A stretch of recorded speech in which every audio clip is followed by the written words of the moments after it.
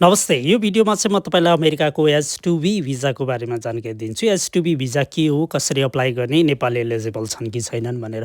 पहिलो कुरो त धेरैजनाको मनमा डाउट छ, नेपाल एलिजिबल छ कि छैन। तपाईँले गुगलमा डिरेक्टली हान्नुभयो भने कति अवस्थामा नेपाल एलिजिबल छैन भनेर देखाउँछ। किन भन्दाखेरि 2025 सम्म चाहिँ अमेरिकाले लिमिटेसन्स केही देशको निम्ति मात्र ओपन गर्थ्यो यो प्रकारको भिजा भने 2025 देखि चाहिँ संसारको सबै देशबाट यो भिजा अप्लाई गर्न पाउने भनेर सिस्टम बनायो र त्यस पछाडि चाहिँ यो भिजामा संसारका सबै देशले अप्लाई गर्न पाउँछन्। अभियसली त्यो भइसके पछाडि नेपालीले पनि अप्लाई गर्न पाउँछन्।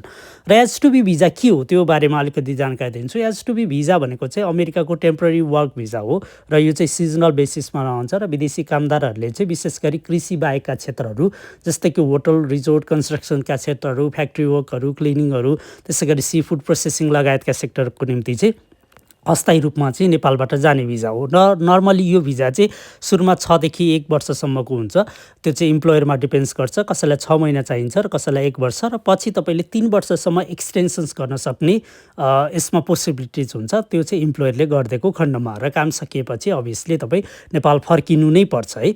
र अर्को कुरा तपाईँले ध्यान दिनुपर्ने कुरा चाहिँ के छ भने H-2B भिजा तपाईँ आफैले सेल्फ अप्लाई गर्न सक्नुहुन्न। यो चाहिँ तपाईँको इम्प्लोयरले प्रोसेस गरिदिनुपर्छ। अमेरिकी इम्प्लोयर जुन कम्पनी फर इक्जाम्पल कुनै एउटा कम्पनी छ जुनले चाहिँ कन्स्ट्रक्सन्स रिलेटेड काम गर्छ भने तपाईँ एलिजिबल क्यान्डिडेट हो भने तपाईँको बिहाफमा चाहिँ अब त्यो कम्पनीले तपाईँलाई कामको अफर दिन्छ र तपाईँको H-2B पेटिसन्स फाइल चाहिँ उनीहरूले अप्लाई गरिदिन्छ है। यो चाहिँ युएस गभर्मेन्टमा उनीहरूले अप्लाई गरिदिन्छ, डिपार्टमेन्ट अफ लेबर जुन DOAL भन्छ। युएससिएसमा तपाईँको H-2B पेटिसन्स अप्रुभ भइसके पछाडि अनि बल्ल तपाईँले चाहिँ तपाईँले डकुमेन्ट पठाउँछ, उनीहरूले जब अफर पठाउँछ, I-797 अप्रुभल नोटिसहरू पठाउँछ। त्यस पछाडि बल्ल तपाईँको काम भनेको नेपालमा युएस एम्बेसी छ, DS-160 भन्ने भिजा फी तिर्ने र युएस एम्बेसीमा गएर इन्टरभ्यू दिने यो प्रकारको निम्ति हो। र यसको निम्ति तपाईँसँग पासपोर्ट चाहिन्छ, तपाईँले प्रोपर जब अफर लेटर चाहिन्छ, I-797 अप्रुभल नोटिस चाहिन्छ, DS-160 भइहाल्यो, पुलिस क्लियरेन्सहरू भयो, मेडिकल रिपोर्टहरू, एजुकेसनल सर्टिफिकेटहरू भयो र वर्क एक्सपिरियन्स लगायतका डकुमेन्ट्सहरू चाहिँ तपाईँले लगाउनुपर्छ।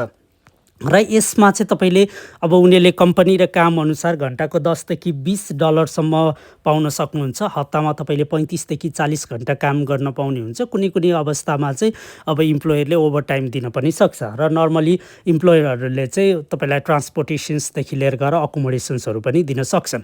अब दोस्रो कुरो सबैभन्दा महत्त्वपूर्ण कुरो के छ भन्दाखेरि यो भनिए जति सजिलो छैन नेपालीहरूको निम्ति। किन भन्दाखेरि नेपालबाट गएकाहरूले ओभरस्टे गर्ने लगायतका चिजहरू देखिने भएको कारणले गर्दाखेरि चाहिँ अब दोस्रो कुरो तपाईँले नेपालीको अप्रुभल हुने चान्स एकदमै कम छ।